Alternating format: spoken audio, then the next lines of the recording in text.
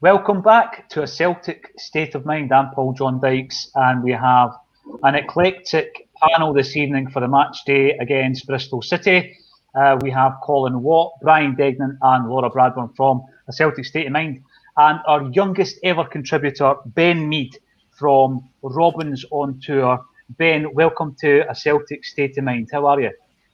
I'm not too bad, thanks. Thank you for having me on today. How are all of you guys doing?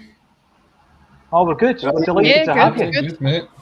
Good to hear. What we generally have is it's all things Celtic. Sometimes I've been on a pre-match and we've barely looked at the opposition lineup. So we feel blessed this evening that you can actually fill us in on the opposition. And I think it's only fair that we start off with Bristol City. Tell us, what's your thoughts on the lineup? Who should we look out for? Okay, so we're starting with arguably our strongest lineup heading into the new season, except probably our goalkeeper. Our main one's Dan Bentley, and he's actually not in the squad at all today. So I don't know if that's an injury or maybe he's even going to be leaving the club. I do hope not. So our young goalkeeper O'Leary, Stein, and then the three new players that have signed recently: Atkinson at centre back, King and James in midfield. They all start as well. And Andy Vyman's back as well, probably arguably one of our best players now after the 11 who left in the summer. So I'll probably say Andy Vyman, the player to look out for, but he's only just come back from injury, probably his first start since, what would it have been, like October 2020? It must have been. Mm-hmm. So, he's back as well. Casey Palmer as well, another person to look out for. And Pearson, a young player as well. But it'll be very exciting to see some of the younger players as well. Definitely. There's a few youngsters in the Celtic side now. I understand, Laura, you had an interesting chat last night with Ben. You've seen the Celtic lineup. Laura, what's your thoughts on the lineup? I mean, it's probably one of the strongest once you start looking at the fact that Ayer probably won't feature. Eduard, interestingly, is not in the 20, and neither is Ryan Christie. So what's your thoughts on the lineup as a whole? Yeah, I'm not sure of the reasons for either Christie or Edward being left out. I've heard rumours that Eddie's obviously got an injury going on there, so that's interesting. But what it does do is give Albion Ayeti another chance to kind of build on the couple of games he's had in pre-season and the faith that Ange Postecoglou seems to be showing in him. Excited again to see Karamoko Dembele starting, because I think that's something that most Celtic fans have been crying out for the last season, 18 months. So for him to be getting another chance from the start is only a good thing for us. And good to see McGregor and Sorrow in the middle of the park. I think that's something that we've all been wanting as well. Ralston at right back is going to be an interesting one because of the way that we have been kind of umming and ahhing about whether he's going to be our first choice right back, given the fact to get a new deal. So I'll be keeping a close eye on him as well tonight. Well, he has started a few games, much to the chagrin of some Celtic fans. Colin Watt, I know you're not his biggest fan, but when you see Uragiri coming in at right back the other day, he looked out of position. So I'll be interested to see how he performs at centre half tonight. Yeah, he looked so uncomfortable in that right back position. It was as if it was the first time he'd ever played there. And then listening to him in the press conference the other day when he said he'd played a whole season there, that would have been a highlight reel and a half trying to watch that if that was the way he played. So hopefully he's more naturally suited to the centre half position. He has only got Stephen Welsh playing alongside him, so it's not as if there's a senior head there to talk him through it. The back four is very, very young when you look at it. I think the oldest there is probably Taylor, and he's only 23 or 24, so a bit of a young back line. But as you said, interesting to see him maybe playing in his more natural position tonight. You know, we talk about Welsh, 21 appearance. Is that the Seagulls down in Greenock again, Colin, that I can hear in the background? The seaside, who doesn't want to be beside the seaside? 21 appearances for Welsh last season. He was out on loan at Greenock Morton, wasn't he? Yes, yeah. And he actually played right back at Morton. So It'd be interesting to see if maybe that's something that they change into in the second half. If you bring maybe Shaw on at centre half to play alongside Urhoghide, maybe Welsh can move out to that right back role. Is it a concern for you, Colin, that Near Beaton has dropped out the squad? I know you're a big fan. Absolutely devastated, mate. Devastated. I don't know if I'll even be able to watch a game to that point. No, look, it's. I've got to say though. Go on. I've got to say about Welsh, you were talking there about having a senior pro, having the experience next to Urhoghide. I remember a few moments last season where Welsh was talking Diego like salt through the game, the Uruguayan internationalist who had played for AC Milan, and I was really impressed with that. So I don't have any fears about that, Colin, to be honest with you. No, I mean it's only really a pre-season game. As we were talking just before we came on air, we were saying it's probably the best chance that a player has to make a mistake, because it's not going to cost you massively. I mean, if anybody saw the highlights from the Hibs Arsenal game last night and the mistake that the Arsenal goalkeeper made to let Hibs score the first goal, that's the kind of mistakes you can only make in pre-season. What is concerning though is that would be the experience going into perhaps the game against Midtjylland next week.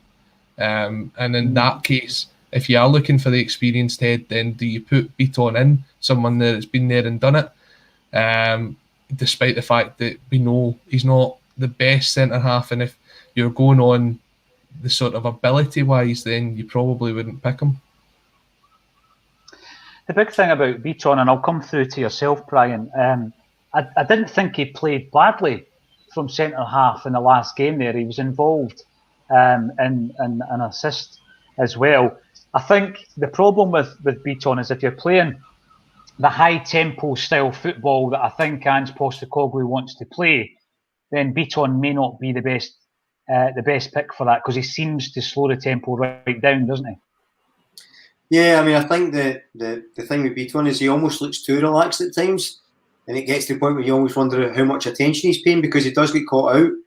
I think given the fact we're so low in numbers, it's not the worst thing having them in the squad, but I'm glad you spoke about Welsh earlier, because I actually think he's one of those players we've kind of glossed over even towards the end of last season and in pre-season, because initially when he came in the side, people were saying, well, he's not done anything wrong. Then it got a bit more like, oh, he's done decent that game. And then it got to the point where you're like, well, actually, he's not made a mistake, I don't think, really, considering he was only a few appearances in, and he's looked fairly comfortable in pre-season already. He looks fit, looks a bit more aggressive than he was, actually. So I think maybe he's someone that maybe deserves a bit more credit, actually. I'm quite looking forward to seeing the season he has.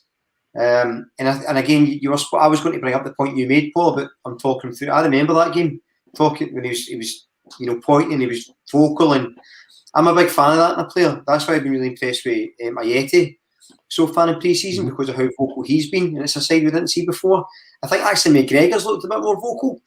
I don't know if he's maybe trying to add that to his game since he's been captain again, but yeah, the qualities I like. So, near Beaton or Bitten or whatever, Botten, whatever we're calling him these days on Celtic TV, I think I'm not that concerned. I wouldn't start him, actually. I'd probably just start one of the youngsters in his place, to be honest, and let them give it a try, because I think they might have more to prove, whereas Beaton might go in there and think he can Rolls Royce it and then realise he's a money.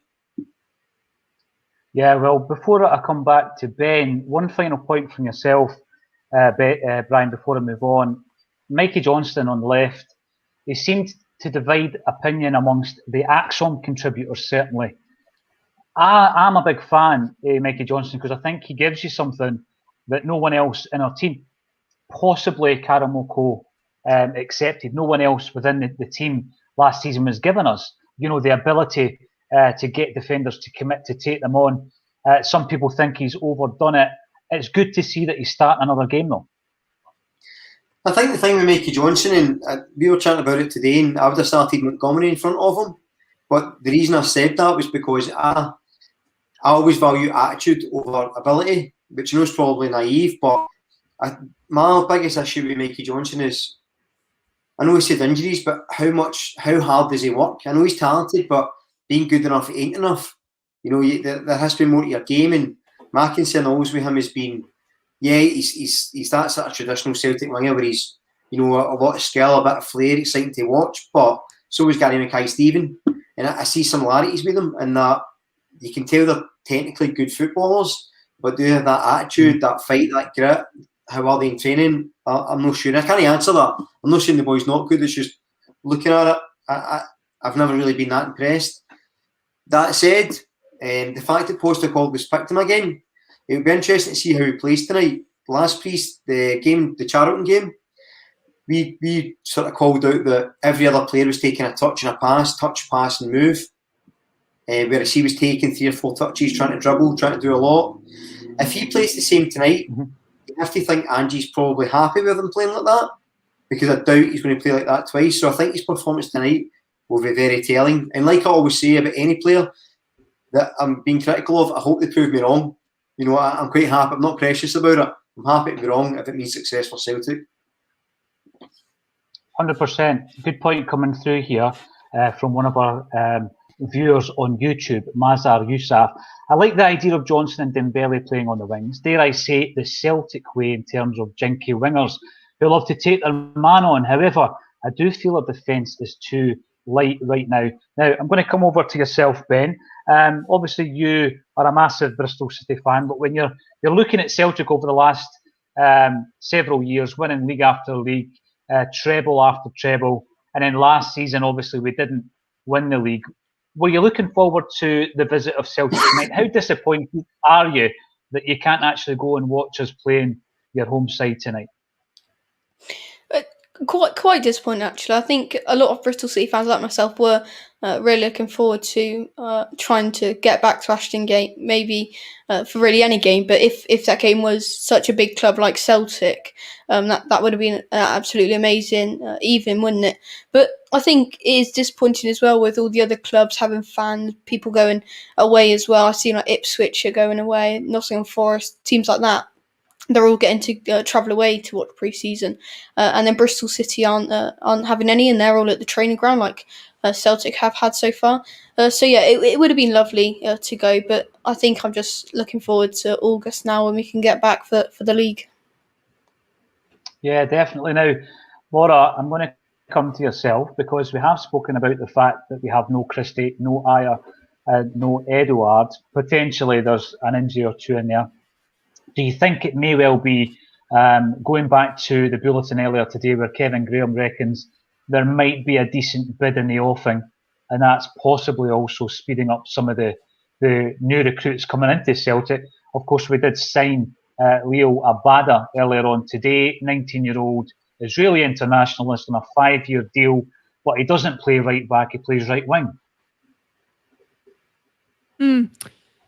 I think it's obvious that from what we've gathered over the last year or so, that certainly amongst the players that Neil Lennon mentioned in that press conference so long ago who potentially wanted out the club, that Ayer and Christie were amongst those. Ayer has actually come out and confirmed it in his home country, but Christie hasn't been so confirmation. It hasn't provided confirmation of that nature as yet, but I think it's clear that he wants away as well. So pleased to see that we're actually starting to move in the transfer market, obviously, as well as Abada. The Starfelt deal seems to be closer to coming to fruition. So at least in both Christie and Ayer's case, we might have some ready-made replacements for them coming in. But from their point of view, I think Christopher Ayer has handled it, admirably. You can't fault whether you think his performances haven't been up to par or not this season is entirely separate from whether you think he's been putting the effort in, which I think, even though I'm not his biggest fan as a footballer, I think you can't deny that he puts the effort in, and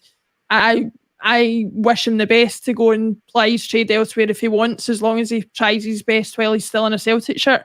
Ryan Christie, in my opinion, hasn't handled it quite so well. I think there have been occasions where his head's been turned or his attitude hasn't been quite right, and so maybe my well wishes wouldn't extend to him as much. But yeah, that's all I ask for players, is if you remain at the club for as long as you're at the club, keep trying, keep doing your best, and then if you do that and you end up getting a move away, then you go with the best wishes of the majority of the Celtic support, I would say.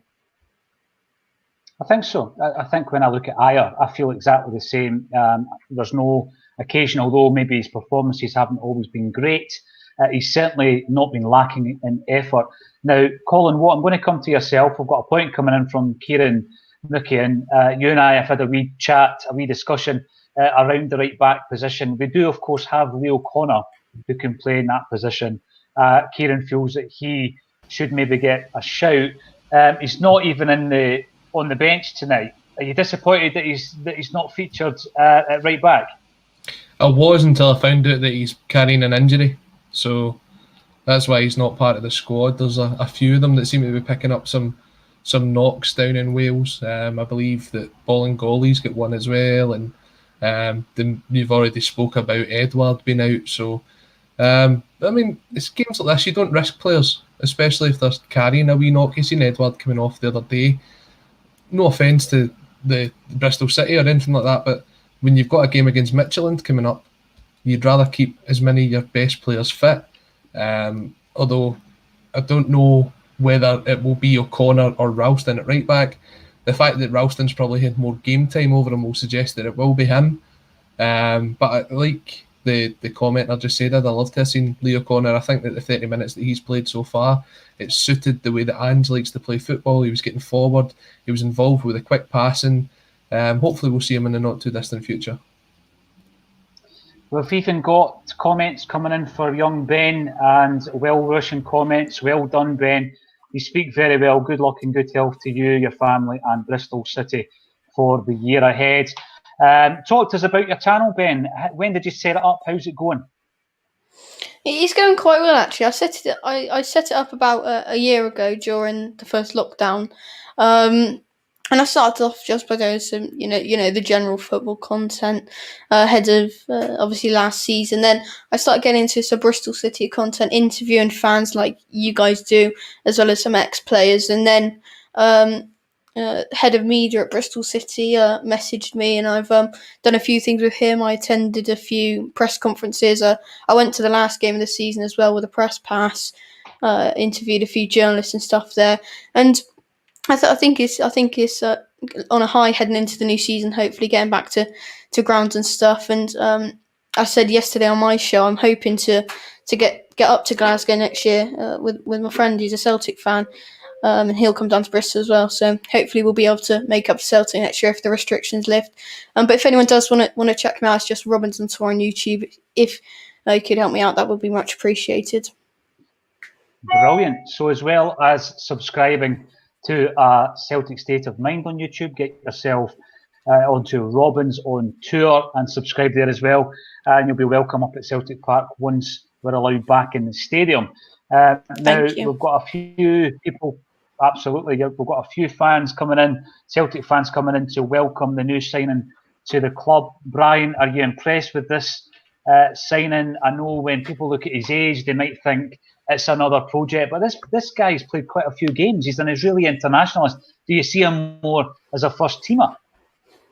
It's hard to pick. I think, out the sort of younger guys who've been linked with us so far, he's the one that I would expect to do a bit more in the first team. And just a quick aside, just talking about age, I'm simultaneously incredibly impressed by Ben and also wondering what I've done in my life, because at 25 years older, I've not achieved half of what this young man has, so kudos. But back to the football, I was slightly concerned that he signed as a right winger. I thought he was a left winger, and I was thinking, well, that's a gap we need filled. If you look at the right wing just now, you get Forrest, Dembele, Moffat, and then this guy as well. It concerns me that somebody's going to go to the wayside. But as I keep saying, I'll judge the boy when he plays, and listen, any player we sign, I hope he's the best player in the world at some point. So looking forward to seeing what he can do. And yeah, I think compared to some of the other signings, he's the type of, even if he's a project player, he's the type of project you want because he's got that more experience at international and domestic level. So yeah, quite excited to see what he can do.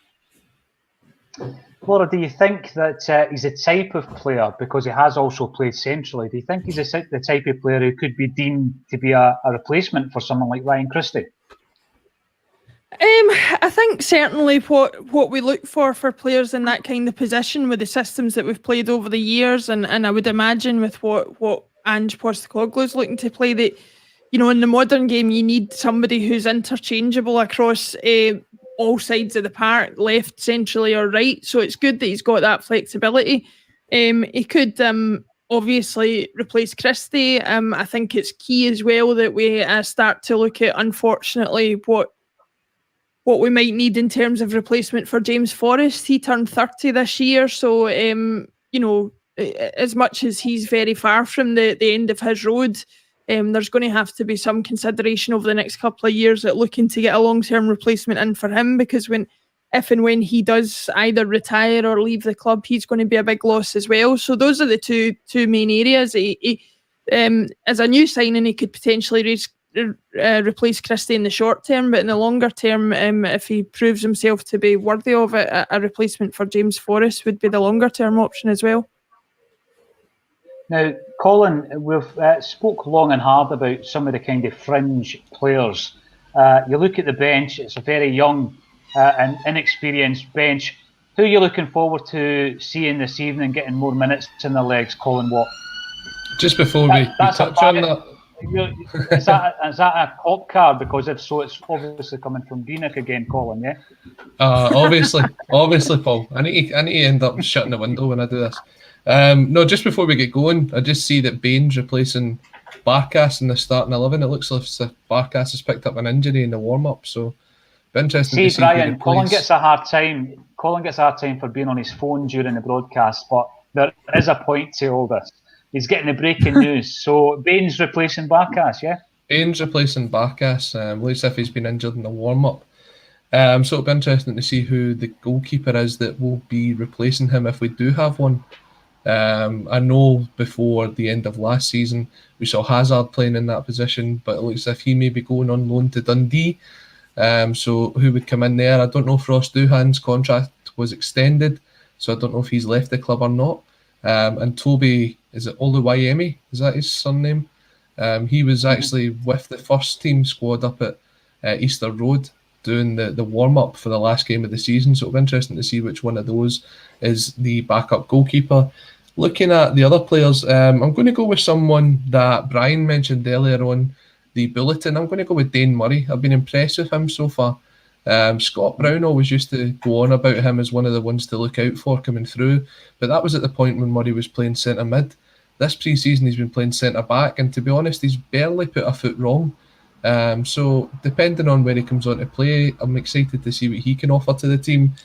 Moffat again is someone who's impressed in his performances, and Shaw, I'd say Shaw. I think he's been very commanding in the middle of the park, and he's the one so far that I would say is pushing to be on the brink of getting that first team jersey. Yeah, I mean, one point that was raised by Lawrence was around Leo Held. He actually spoke about him probably before he went to Ross County, in actual fact, and he made the call very early on. This was a player to watch. Brian, I've been immensely impressed from what the minutes that I've seen over the pre-season. Do you think a player like Held at 17 has to be kept by the club, or is he another one that would benefit from going out on loan for a season? I couldn't see a player like that developing in the Colts team because, he's already been playing Premiership football. Yeah, I think as well, it goes back to my early point about attitude, and I think, he's only 17, but, he's a big lad. He's about 6'3", 6'4", looks a big presence, very good positional sense. There was a few times where we get caught out in the break, and he was able to shut off. He was able to sort of turn his body and lead the winger out, block the cross while still covering centre. So I'm really excited by him. I'd like to see more of him. And I think it doesn't really matter if he's only 17, because I think, as you say, he's played competitive football for Ross County. He's done fairly well by all accounts. And I think, like Colin says, I'm a big fan of Dane Murray, but maybe he would benefit more from the Colts than Helge would, just because Helge has had that competitive experience. Yeah, I tend to agree with that. We're facing Bristol City. I can't remember a time when Celtic have played them. Someone can correct me in the comment section, certainly in modern times. But I certainly do have a list here of players who have represented both clubs. And I wonder, Ben, if you can remember any of these guys. You won't remember Jackie Jakanowski, Mark Wilson, Paul Hartley, Stephen McManus, Evander Snow, but you might remember Filip Benkovic. Is that a player that you can recall playing for your club? Yeah, he plays. It must have been 2019-20 season. I think he played. He didn't. It's fair to say he didn't play very much, but he was at the club then.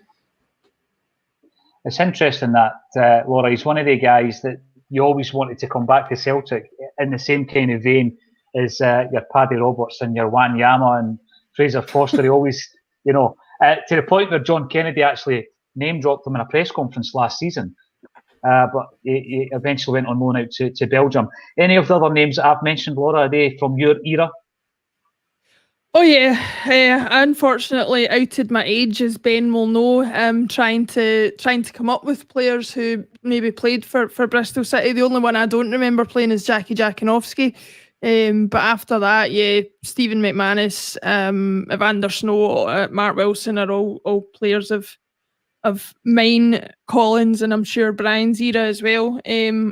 Not many of them I would take back, to be honest. All great servants to the club, obviously, but not many of them that I would take back. Filip Benkovic was probably one of these ones where you saw the potential in him as a player. Had things gone better for him injury-wise, then I think he could have been a great player for us. But yeah, I mean, Evander Snow was a kind of bright spark at some points, but generally not great. Stephen McManus was a great captain for us. Mark Wilson, again, ravaged by injury, but a good servant when he was able to play for us. But it was interesting when we were having the discussion with Ben last night and we actually managed to identify a lot of these players. I don't know if there's an ongoing connection between the two clubs that I'm not aware of, but it was just interesting because there was more players than either of us were aware of anyway that had played for both clubs.